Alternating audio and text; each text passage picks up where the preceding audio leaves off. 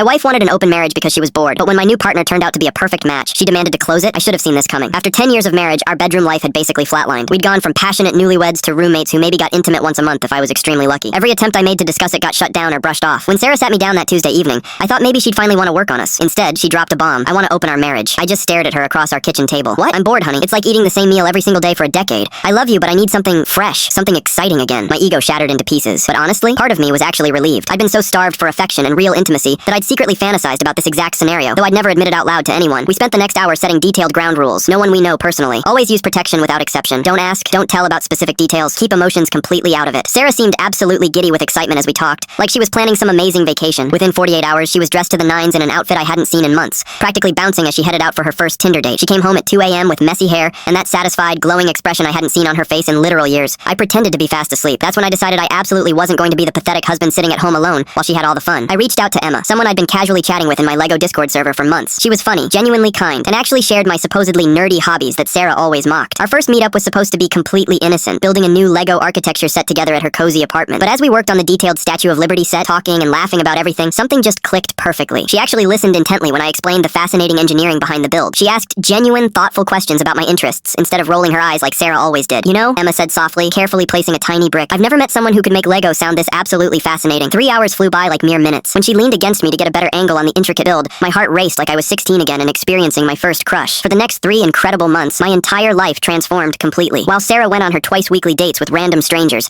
I spent meaningful time with Emma. We'd build complex models together, watch classic movies, have actual deep conversations about our dreams, fears, and future aspirations. She remembered tiny details about my work stress, surprised me with my favorite coffee, and genuinely seemed to enjoy every moment of my company. The physical intimacy was absolutely incredible too, but it was so much more than just that. Emma made me feel genuinely wanted, truly appreciated, deeply valued as a person. These were feelings I'd completely forgotten I deserved to experience in a relationship. Then Emma asked the life-changing question. Have you ever seriously thought about leaving your wife? I know this situation is incredibly complicated, but I'm falling hard for you, and I think you might be falling for me too. She was absolutely right. Somewhere between building our 15th intricate model together and her falling peacefully asleep on my shoulder during a late movie night, I'd realized what real, genuine partnership actually felt like for the first time. That night, Sarah cornered me in our kitchen. Her face was deadly serious, almost panicked looking. We need to talk immediately. I want to close the marriage. This whole open thing isn't working for me anymore. I set down my coffee mug and looked at her completely calmly. Actually, Sarah, I want a divorce. The color instantly drained from her face. What? Why would you say that? I thought this arrangement was exactly what you wanted too. Because Emma made me realize exactly what I've been missing all these years. She actually wants to spend quality time with me. She cares deeply about my interests, remembers everything I say, makes me feel like I actually matter. But I love you. Sarah's voice cracked desperately. Do you really? Or do you just love having me as your reliable safety net while you explore other options? The uncomfortable silence stretched endlessly between us. I've already talked to a lawyer about this, I continued steadily. I'm moving in with Emma next month. Sarah's been calling and texting nonstop ever since, desperately promising to change everything, begging for another chance. But it's far too late now. Sometimes you don't realize how genuinely unhappy you were until someone special shows you what real happiness feels like. My wife wanted an open marriage.